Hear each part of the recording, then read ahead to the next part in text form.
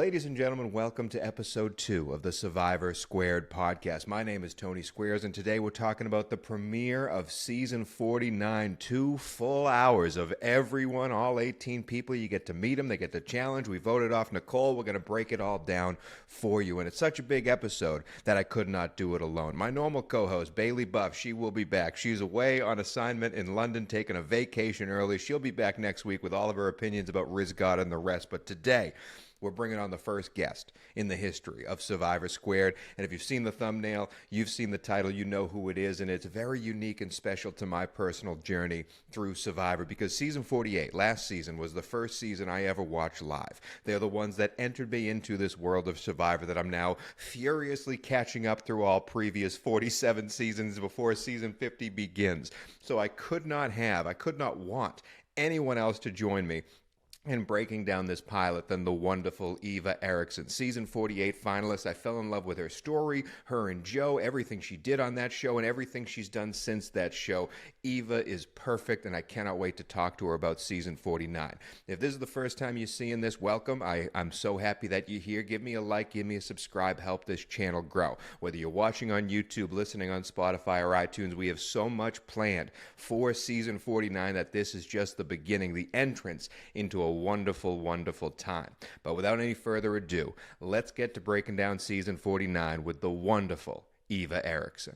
All right, guys, thrilled to have this wonderful guest. Couldn't want anyone else as my first guest because she's done everything. She was a finalist on season 48. She's going for a PhD in engineering. She probably has hockey practice later today. She won the Culture City Person of the Year. She went to the Emmys. She has done more in the last 18 months or so than I have done in my entire life. And again, I am so happy to bring on Eva Erickson. Come on in, Eva. Welcome to the show. Thanks for having me. That was a great intro. Just like listing all the stuff I'm too busy in my life with. Love it.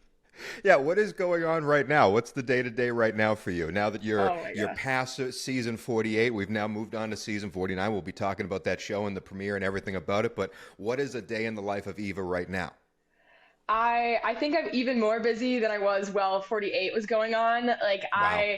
Hockey practice is back, like our season's starting up. We just had like a huge Ivy tournament last weekend, which I fully organized. Was a lot of stress there. The reffing season's starting. I ref Division I women's hockey for Hockey East. And so I'll be going to Boston a bunch for that. I'm full force in my PhD as well. Like, I don't know how I'm managing all these things at once. And on top of that, doing a lot of different work with nonprofits for promoting activism for people with autism. And so very excited about a lot of different things, but yeah, I don't get much sleep. I was going to say, you're juggling so much, but you say you go to ref the games in Boston. That's where I'm from. Have you been there often? Do you have any favorite spots to go eat? Do you need any recommendations? Oh, I would love to hear some of those. I do a lot of games at Northeastern.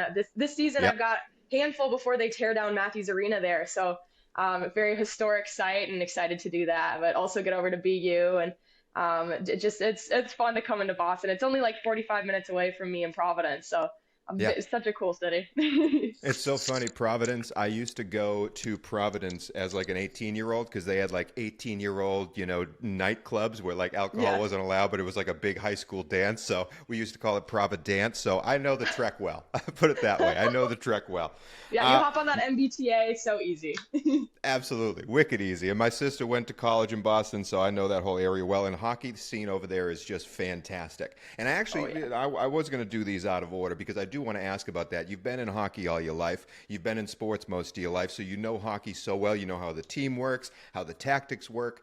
And I am a sports guy at my heart. That's where I came from. That's how I got into this. When I'm watching the season recaps going through the past, even the recent seasons now, I'm seeing at it from a sports lens because I consider Survivor as a sport, maybe the 5th major sport in the USA. So as a sports fan and a sports player, do you think there's anything from your life in hockey that transitioned well to Survivor that sort of helped you or stuff you could use as a mindset moving into that world on Fiji? So many things. It's actually funny. That was like kind of one of the questions I was asked in my like final big interview before getting on the show in LA.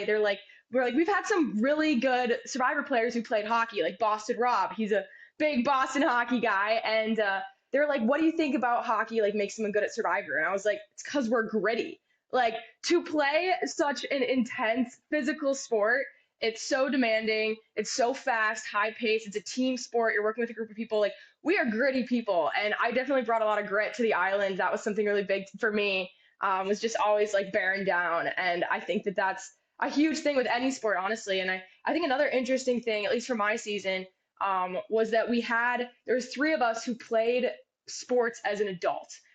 Joe, Kyle, and myself all played team sports as an adult. Like, Joe played football for UCLA, Kyle played lacrosse at Hampton Sydney, and I've played hockey for Georgia Tech and Brown. And so having this team mindset in this game of Survivor, where we're all used to playing for a team, it created a very different dynamic where then we went through the game as this team alliance, where often Survivor, you're kind of flip-flopping around and you are more out for yourself, which was very different than how we played. And so I think that all ties back to that like team mentality that I've learned from years and years and years of playing team sports. I like that. I like that. The team sport and the gritty angle of hockey powered you through. Now, I don't know if you want to be impressed, but I do play in a rec softball league out here in LA, and we are the defending champions of that rec league softball. Playoffs are starting on Sunday. So, I'm an adult playing team sports as well. I think that counts just as much as UCLA football and Georgia Tech hockey. Oh, Sure.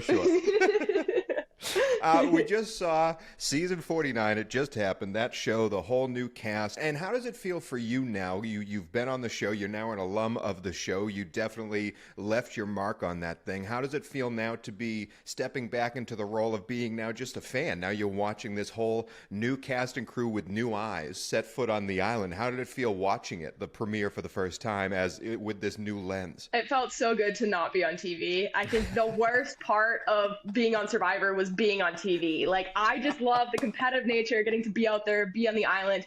I would have been so happy if it was never shown to the world. So like, watching the show again as a fan, I was like, it's not me. Like, I don't have to worry about like somebody on Reddit saying that I'm stupid and ugly. Like, this is great. Like, those people, they deal with it now, and just like, it's funny to like be behind that but still look at the island and be like, wait, like, that's my beach. Like, that was where I lived for 26 days.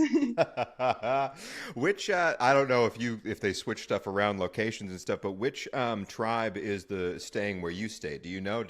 Were you able to tell that? I think because it's hard, because you're kind of like looking. They give different shots, and they definitely move around a little bit within those beaches, because we totally like decimate the beach from the whole time you're there. Like, there would be no coconuts left. And so I'm pretty sure that I was on the same beach as the Blue tribe. I'm forgetting what their name is. But like, I saw a few shots and I was like, I think that's mine. I do want to go through the mindset, because again, like, I still am in that sports mindset. Like, I come at this from a sports angle. So it's like, if I was interviewing an NFL player, if I was interviewing an NHL player, like, what would I ask them about their sport? Like, you saw these people now set foot on the same beach that you set foot on for the first time, jumping off that boat, seeing Jeff, that crazy drone shot across the beach, like, all that's happening, and you lived through that. So what is going through their minds as they're stepping onto the mat for the first time, especially coming from the fan aspect? You watch this show and now you're here. Like, put me in that mindset. What are you feeling? Oh my God. It's just like the most adrenaline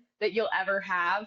And like, playing sports, obviously, like, I'm used to coming in a game being fired up when there's like packed rink and you're like, oh, let's go. Like, I'm ready to rip. Like, same feeling, but like 10 times more, because you're like, there's a wall of cameras. And so you're reminded, you're like, I am like fired up to play in front of the whole world. Like, everyone's going to watch this. And Jeff is standing there, and it's just like such a surreal moment that you're like, is that actually Jeff Probst? Like, he's so much shorter than I expected. Like, what is going on out here? Like, it's so weird to just like all of a sudden be there when you've dreamed about this moment for so long. No, I get that completely. And you can kind of read that on them. Like, they get off the boat, and then there's kind of a different energy on the mat, and then they get into the challenge, and all that anxiety comes out of them in physical exertion. It's a blast to watch from a fan, because you get excited watching them be excited. We've seen season 49, the 2-hour premiere. We've gone through it. We sadly already voted someone off. This is the world of Survivor. But did anyone stand out to you that you were like, if I was playing this game, those are the people I would try to connect with? Those are the people that I think would vibe with me. Is there anyone that stood out from the first episode? It's hard based on just like the edit of what you see. Like, viewers have to remember that you're watching a edited version of the show. So you don't actually know what these people are truly like in real life.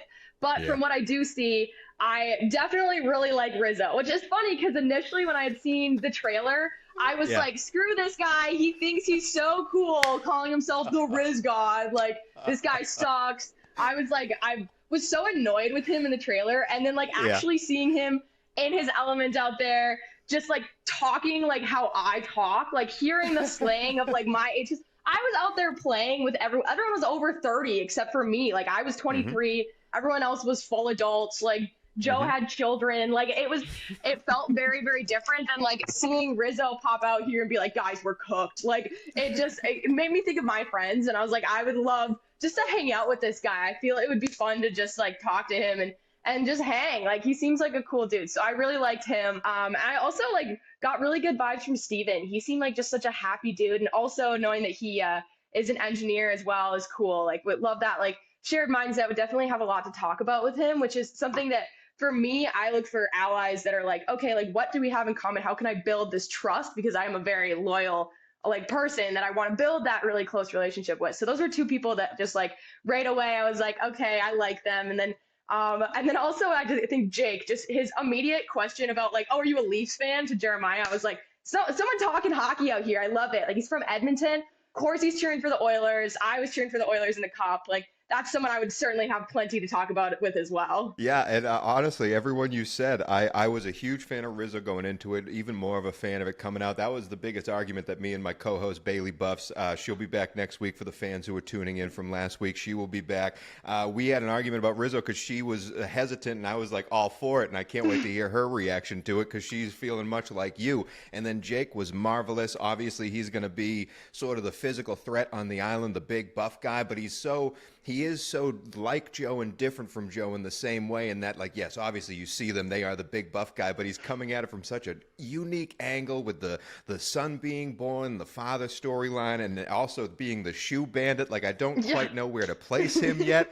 And then Steven, it's so funny you brought him up because I saw Steven, and that's the guy, no offense to Steven, I assure he's a great person. That's the guy I wouldn't vibe with on the island just because everything he was saying just, I don't know, it didn't seem to connect with me. So it's so funny that you were like, I like that guy, I'd be able to talk to him, and I'd have that different angle. But that's the beauty of Survivor. Like, all of these people step on the island because you might not like them, but there's someone out there that's like, that's my girl or that's my guy. And that's why this show's so much fun. Yeah, absolutely. It always has so many different characters, which is so cool. It's got to be unique for them to see themselves on TV, and now they're getting all these people reaching out to them and, like, you know, making videos about them, and as you said, some talking about them on Reddit in not great ways. Like, all that stuff is out there.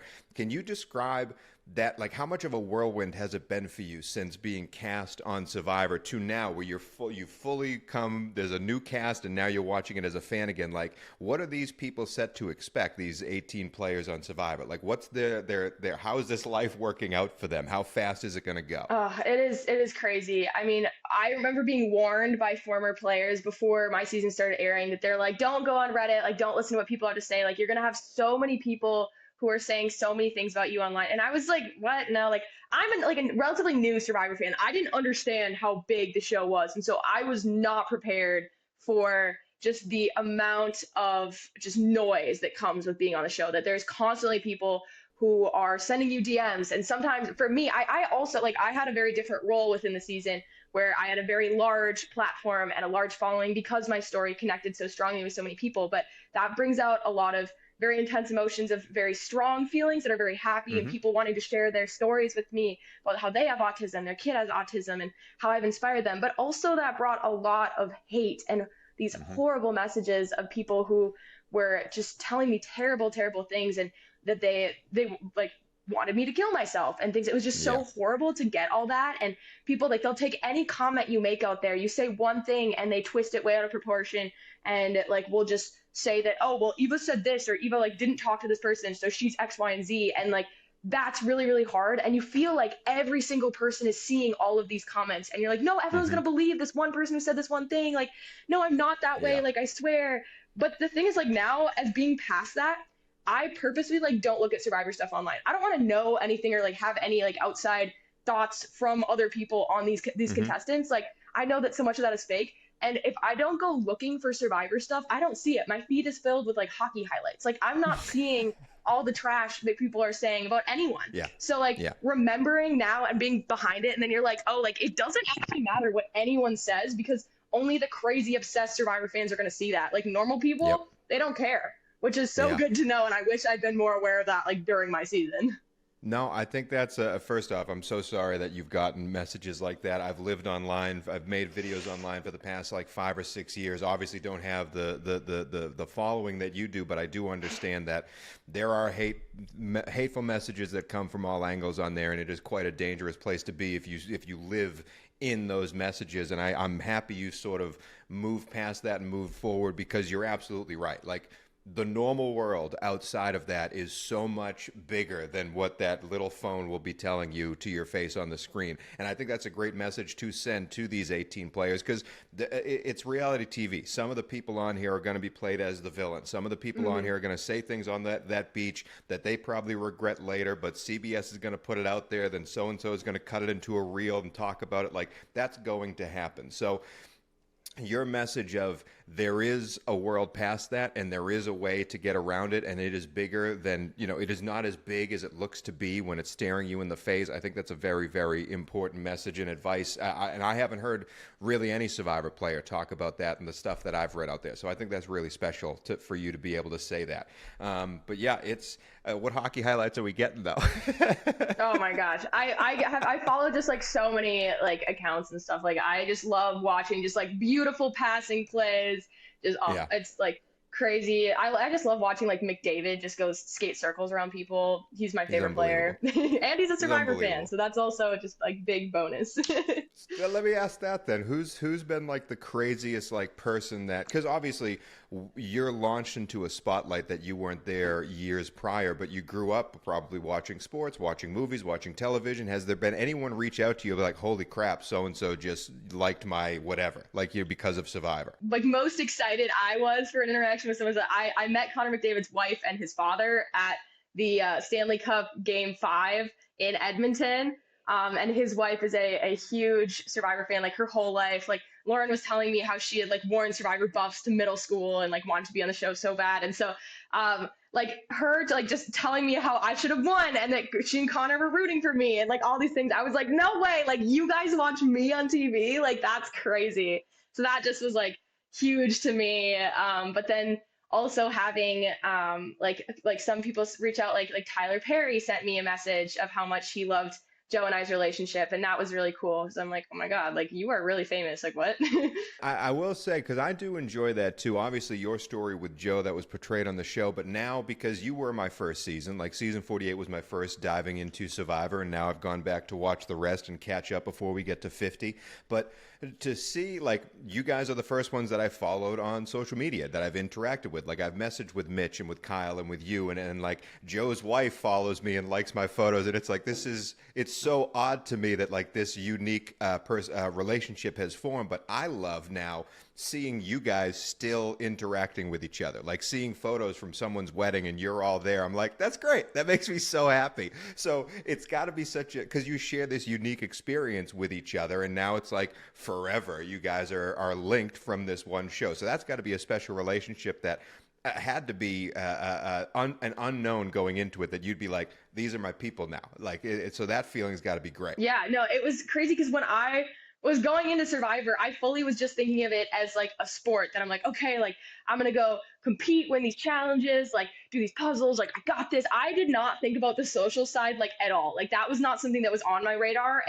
But like making such strong relationships out there is the thing that was best for my game, that like got me so far in the game and has like carried over into my real life the most, in that like I fully cannot imagine my life without having Kyle in it. He is legitimately my best friend. I call him literally every day. Like we are like brother and sister. And like Joe, like he is someone who, it's when we might not talk every day, but when we do, it just feels right back like we're on that island, that like he is someone that I went through so much with, and we're going to carry that with us forever. And Camilla, someone that on the island, you didn't really get to see my relationship with on TV, but we when we talk on the phone, we will call for like 3 hours, and we're both very, very loud women, right? And so we'll just be like yelling back and forth at each other, like her husband is always like, I can tell when you're on the phone with Eva because your voice is like 10 times louder. And so it's just like these things that they're, even though they're all like old compared to me, like these are my best friends. And I like joke that I'm like, yeah, I went to Fiji one time and now I just hang out with 30-year-olds. Like, it's so funny, but I can't imagine my life without them. I will say that did hurt a little bit because I'm around the same age as Kyle, and you just calling Kyle old, that kind of hurts. I'm not going to lie, Eva. That stings a little bit, but I get it. It's okay. And that makes me so happy that, like, these guys, even if you weren't friends with them on the island, that unique experience has brought you guys together, and it's still driving this forward. And I'm excited to see that happen with the season 49 folks. Like, who are these relationships going to be, and who am I going to be seeing wedding pictures of 3 years from now and be like, oh, yeah, that's the people from season 49. It's fantastic. That makes me happy. You said also a couple questions ago that you were new to Survivor fandom, and I perked up at that because I am very much new to this whole world. I just finished watching season 25, so that means I've watched halfway to season 50 officially, and that recap for the fans at home is coming out on Saturday. Can't wait to talk about Abby, Maria, and the rest. But is there any, since you are a fan, when did you start watching? When did you get the bug then? So I didn't get into Survivor until I was in college, and it was because my teammates invented a Survivor drinking game where we would play the game of Survivor overnight, where we had our tribes and you would compete in drinking game challenges. And then If your tribe lost the challenge, you'd vote someone out. We'd do the whole little like waltz around the room where you're like, okay, we're going to go pair off and talk in that corner and whatever, and like blindside people. And we'd hide an idol, which was actually just my keys that were hidden in the apartment. And like, it was so much fun. And like, what was funny is that at the end of the night, the building fire challenge was taking a breathalyzer, and whoever was the most sober was out. And so it was such a fun time. And the first time that I played with the guys, I won. And it was legitimately, I used the exact same strategy I used in the real game of Survivor, which was crazy. And it was that I made a really tight alliance on day one, like of like challenge one or whatever, with one of my buddies. And then we went to the end together. And so I was like, look at that. Like, I did the same thing. It was just practice for the real one. But like, from playing the game, then my teammates we'd like binge watch when we were like trying to study for finals, and instead we all just hung out at one of the guys' place and like watched Survivor.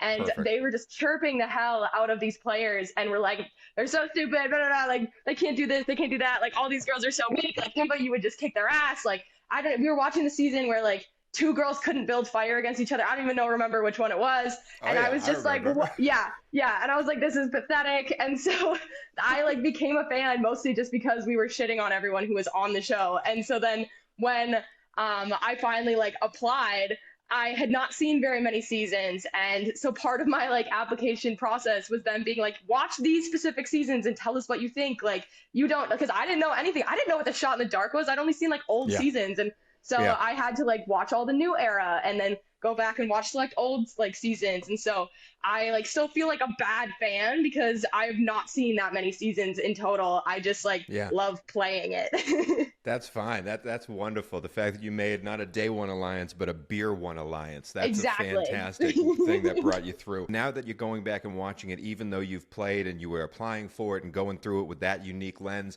is there any particular player or personality that stuck out and you were like, that's my person? I like that one a lot. Like whether it was from the past or recent or whatever. I think one of the first people that I really, really liked was Denise from Philippines. Like Malcolm and Denise, you know, like that was like the big duo that like everyone always compares to. It's like, oh, we want to be the next Malcolm and Denise. And now I think Joe and I are like the next Malcolm and Denise, that like everyone we'll probably that duo that people are going to be like, I want to be the next Eva and Joe. And so that was really cool because I loved her. She's from Minnesota, like me. She's like this small woman who was so strong and fierce. But the thing that she had that I didn't have to do is she went to every tribal council, which is insane. And I didn't go to tribal until the merge, like until I like had to. And so I had like loved her game. And that was like one of the people that I just was like, yep, that's I want to be like her. Like she's a badass. Yeah, she was. And it's so funny. That's the season I literally just finished and made the video for. So I saw that whole entire thing happening and I had no idea who these people were. Like some of the stuff is spoiled for me. Like as I'm making these videos, people will comment and be like, oh, can't wait for you to see Tony. I'm like, well, don't tell me. Like, I don't want to know. But Denise and Malcolm, that whole storyline, I had no idea what was coming. So it was so fresh and invigorating to watch that unfold. And it did remind me about how you and Joe Joe were together and a duo till the end. However, they kind of split on each other at the end, and you two stayed together through the final. And it was a beautiful thing to watch. And I pray that in the future we get people being like, I want to be Joe and Eva, because it's been on 50 seasons now, 49 seasons, they filmed 50. And so it's so hard to stick out in a good way and to make your mark in a good way. And I do believe that you and Joe did that. So I'm excited to see if that continues and people get to talk about that in that way. And I can't wait to see Joe, Kyle, and Camilla on 50. I think they're the three people that are on 50. Yep. I'm so excited to see that whole thing unfold and see all these new people play with old people. So before we wrap up, I do want to talk a little bit more about the season 49 premiere. We already talked to you about what people stuck out to you, what moments stuck out to you. Is there anyone in particular, and I think we kind of touched on this, is there any one of the season 49 people that remind you of the season 48 people that you played with? And maybe not a like-to-like comparison, but sort of personality-wise. No, and that's the thing that's so beautiful about Survivor is they do a great job casting people who are so extremely different. Like, you were referencing that, like, Jake is, like, you're like, oh, he's kind of similar to, like, Joe being the big buff guy. No, like, Jake is so different from Joe. And David, for that matter, too. Like, our two biggest, strong, buff guys, like, they're not at all like Jake. And I think that that's what's so great is, like, Survivor's not just creating these, like, archetypes where they're like, oh, we want the strong guy, and then we want to have our, like, yoga girl, whatever. Like, my season didn't have a yoga girl. Who out there is like Mary? Nobody's like Mary. Nobody's like Star. Like, my season was full of such unique characters that I love that can never be replicated. Like, I'd like to see them try to find another Star Toomey. She is too amazing to ever replicate. And so I think that it's really cool how they have so many unique new characters that we get to, like, learn about and discover and just, like, see how they're going to fit into this game, because it's not just like a copy paste, like, let's check all the boxes of, like, do we have a teacher? Do we have a whatever? Like, no, like, that's what's so cool here. We do have to, every week on this show, when we go through it, we do have to say goodbye to the person that was voted out. And Nicole, sadly, was the first person voted out of season 49. And I have to say, like, I'm mad because she was awesome to watch. Like, she was doing so many, she made me laugh. She was wicked funny. She was also, like, knew how to play Survivor and was really trying to work things out and trying to scramble her way across the finish line here. When Jeremiah asks her, how do I get the mud out of my eyes? And she just spits water into his eyes. It's such an older sister move. I really am sad that Nicole is the first person voted out. What are how did you like Nicole? And, do you have anything to say to her that her torch has been snuffed out here? She was great. She was great. And she was the first victim of the Shoe Bandit. And I don't know if that's a correlation with her going out or not, but, like, I'm excited to see where that goes. And if she's the first victim of having her shoe being stolen, meaning that you're going out, like, that's going to be a great, like, record to have there. Like, that was hilarious. I think that was, like, one of my favorite parts of the episode. And I was just like, wait, what the hell? Like, he took her shoe? But if he's smart, I think he takes his own shoe next, like, hide the fact that it's him. But we'll see what goes on there. Nicole, she did a great job. My roommate is a Ohio State grad and said that he was cheering for her because that's apparently where she went to school. So very sad that now he doesn't have his Ohio State buddy out there. So I think being the first out is always a tough spot to be in. But from my season, Stephanie, she wore that with pride, and she even wrote an article here recently, like, giving advice to those who were the first boot. And I think that just taking it, like, on and being like, you know what, like, that's how I did. It's okay. Don't, like, hate yourself because of it. That's my biggest advice. It's like, you can't control this game. It's a crazy game, and anyone could be the first boot, but someone had to do it. So sorry to Nicole, but I hope she had fun in her 3 days out there. I'm not just saying this. I truly enjoyed her. I thought she was a blast, and I would get a beer with her, no problem. Like, I would have a blast hanging out. But yeah, that Shoe Bandit move, man. What would you do if suddenly you couldn't find your shoe and it was half a block away in the bush somewhere? Because obviously it's been moved. No, yeah, exactly. It's like such a random spot. I would be so confused. Just like, who does that? But yeah, I'm like so curious to see how that goes down. It like really is reminding me, I think like Russell Hands like peeing in people's shoes. Like, I think that so, I don't know what's going on with this whole shoe thing. Like, why is that the target? Like, you could pick anything and you're like, oh, let me take someone's sneaker. Like, so random, but hilarious addition to the show. Yeah, I have no idea. It's such a unique idea. And you're absolutely right. He's got to take his own shoe next. Yeah, that's the smart way to do it. Deflect suspicion somewhere else. Seem like super like upset about it. Be like, guys, who took my shoe? Like, what the hell is going on here? Like, first it was Nicole. What is going on? Like, and everyone will be like, dude, like, it wasn't me. Like, like that's the way you got to do it. Like, it's crazy. We are having our Survivor Fantasy Draft in a few weeks here because there's 5 of us. We're going to wait till there's 15 people. We're each going to draft 3. Last year, I had the first pick, and I drafted Joe, and I was riding Joe the whole entire time. The rest of my draft picks didn't work out very well, but Joe took me all the way to the end, and we had a chance at the finish. You've now played it. You've survived it. You're seeing season 49. You're throwing, if we're doing a little fantasy, draft spectacular here, do you have any prospects from season 49 that you're like, Tony, they might have a shot at going far here. You might want to put them higher on your draft board. Is there any season 49 player that stuck out to you that could be a contender? Oh, I mean, we were just talking a bunch about Jake there. I think he's someone who is going to be a very interesting character. Overall, just fun to watch as like a hilarious guy. And I think he's got his mind already in the game. He's playing games. I also thought it was hilarious how he just like, before even talking to Alex, was like, bromance, we're set. And Alex was just like, okay, like this man, he knows what he wants and he's going after it. So like, I think he's someone who... You can't call yourself a bromance, but like, it's like giving yourself a nickname. That's not how it works. Yeah, you've never talked to this guy. It was just, that cracked me up. But he knows what he wants and he's making it happen. So that's someone that I certainly am thinking will do well. And like, he has to. If he's missing the birth of his child, you better win the million. Like that 100%. Was the one thing that I was like, no way. Like I had a big argument with my boyfriend about that I was like if you have, because he's the real big Survivor fan, and so I'm like, if you ever have the shot to go on Survivor, but you're missing our child being born, like no, not allowed. And he's like, well, you would miss the birth of your child to go on Survivor. And I'm like, I literally can't miss the birth of my child. Like, I'm a woman.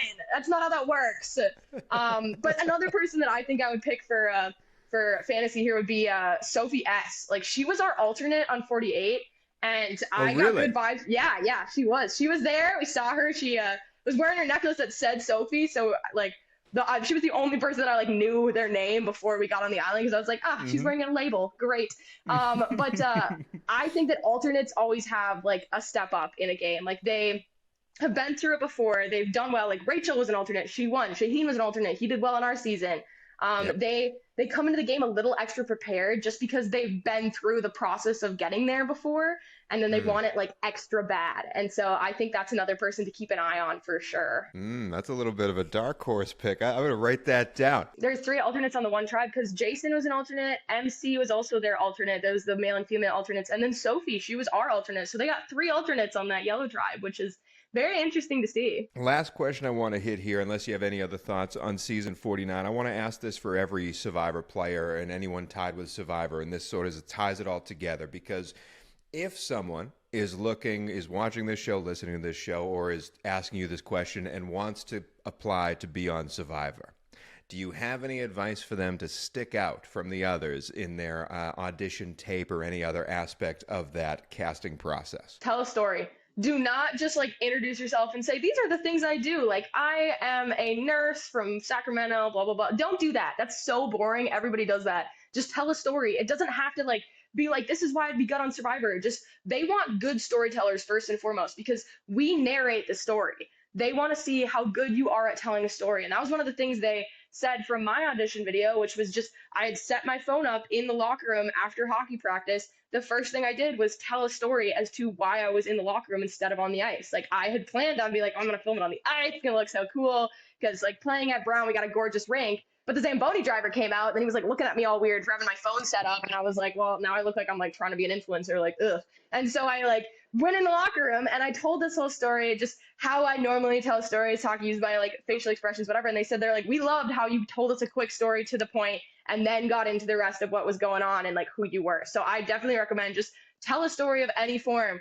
Talk about what you did earlier in the day. Say like something funny that's happened to you. Just like make it so that they can get a sense of your storytelling ability and your personality. Perfect. That's tell a story. That's the first piece of advice we got from the first ever guest on the Survivor Squared podcast. And honestly, that's exactly what I wanted to hear, because eventually Eventually, Eva, I'm throwing my hat in the ring and hoping to get past the barriers here and seeing if I can get myself to an island in the near future. But hey, we've got time. We're baby steps into this whole process. But again, Eva, thank you so much for coming on this show. It truly, I told you this in the email when I was asking you, like, I did not want anyone else to be my first guest on this show. You guys entered me into the world of Survivor. You've been so good to me online. Any videos I've made about you, about your season when that was going on, you've been great to me. So fantastic to have you on. And this was a blast talking to you about it. Thank you so much. Yeah, absolutely. This was a lot of fun. So good luck with your fantasy draft when you do that in a couple weeks here. And that's it for episode 2 of the Survivor Squared podcast. Season 49 premiere is all done. Next week, we will be back. Bailey Buffs will be back joining me. We'll be breaking down the second episode of season 49. If I had a prediction, man, I think Annie's not gonna fare too well with that new group of folks. There's some turmoil going on, and it may be a little bit interesting and hairy as we go through it. But that'll be talked about next week, every Friday morning. Thank you for joining us for this edition of the Survivor Squared podcast. Thank you to Eva for being the first guest and setting me forth into this, what should be a crazy run on YouTube and the rest. And yeah, thank you for joining. Give me a like, give me a subscribe, help the channel grow, and we will see you next week.